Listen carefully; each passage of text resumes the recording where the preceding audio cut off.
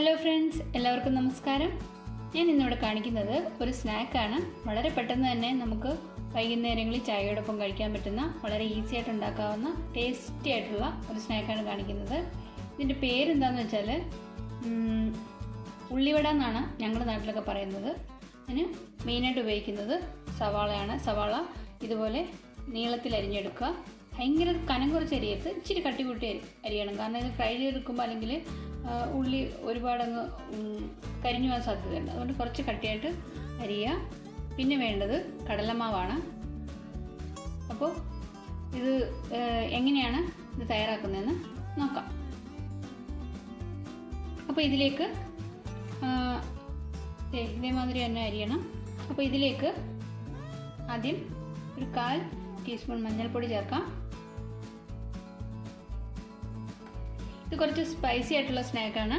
അപ്പോൾ മുളക് പൊടി ചേർക്കണം. അപ്പോൾ നിങ്ങൾക്ക് എരിവ് ഭയങ്കരമായിട്ട് വേണമെന്നുണ്ടെങ്കിൽ കൂടുതൽ ചേർക്കാം. ഞാനൊരു മീഡിയം അളവിൽ എടുക്കുന്നുള്ളൂ. അപ്പോൾ ഇത്രയും മുളക് പൊടി ചേർക്കാം. ഒരു 1/2 സ്പൂൺ മതിയാവും. പിന്നെ വേണ്ടത് കായമാണ്, കായത്തിൻ്റെ പൊടി.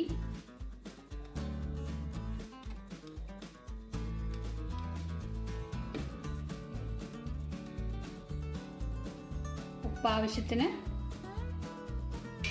ഇനി ഇതിലേക്ക് കടലമാവും കൂടി ചേർത്തിട്ട് നന്നായിട്ടൊന്ന് ഇളക്കിയെടുക്കാം. അപ്പോൾ ഇതിലേക്ക് ആവശ്യത്തിന് വെള്ളം കൂടി ചേർത്തിട്ട് നന്നായിട്ടൊന്ന് കുഴച്ചെടുക്കാം.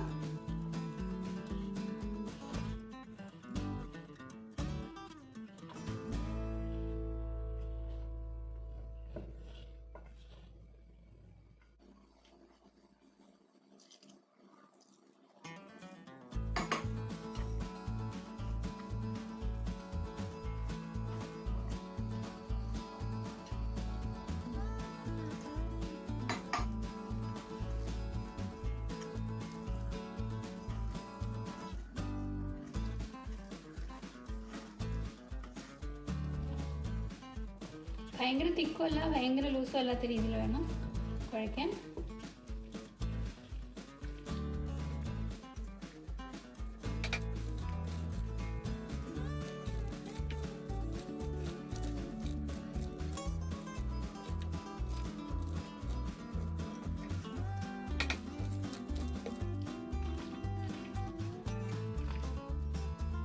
കണ്ടില്ലേ, ഈ ഒരു കൺസിസ്റ്റൻസിയിൽ വേണം കുഴച്ചെടുക്കാൻ. ഇത് നമ്മൾ ഇങ്ങനെ തന്നെ എടുത്ത് എണ്ണയിലേക്ക് ഇടുകയാണ്. അപ്പോൾ ജസ്റ്റ് ഇതിനകത്തൊന്ന് ഇതായിരുന്നാൽ മതി. ഒത്തിരി വെള്ളം ചേർക്കരുത്.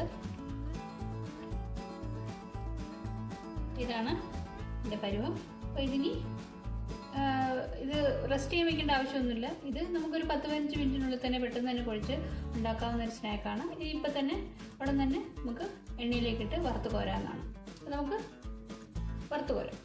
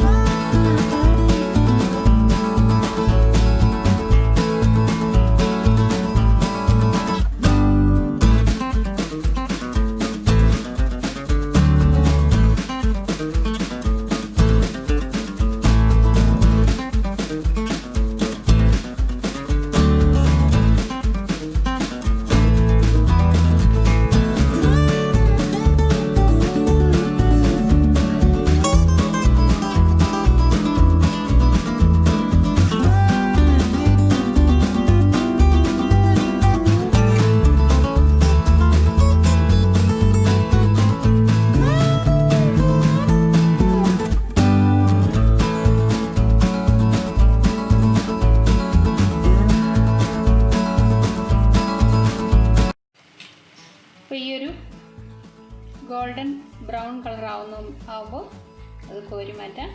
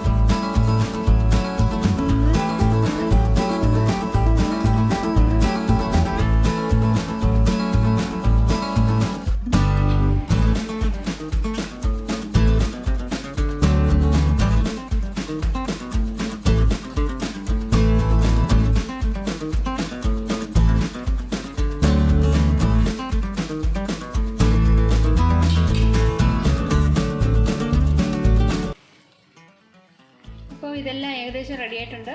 ഇനി ഒരല്പം കൂടിയേ ബാക്കിയുള്ളൂ. അപ്പോൾ ഈ വീഡിയോ എല്ലാവർക്കും ഇഷ്ടമായെന്ന് ഞാൻ കരുതുന്നു. ഇത് വളരെ പെട്ടെന്ന് തയ്യാറാക്കാവുന്നതും വളരെ ടേസ്റ്റി ആയിട്ടുള്ളൊരു സ്നാക്കാണ്. എല്ലാവരും ഒന്ന് ട്രൈ ചെയ്ത് നോക്കുക. അപ്പോൾ ഇത് പുതിയൊരു വീഡിയോയുമായിട്ട് വീണ്ടും കാണാം. അപ്പോൾ എല്ലാവരും ഒന്ന് ട്രൈ ചെയ്തിട്ട് അഭിപ്രായം അറിയിക്കണം കേട്ടോ.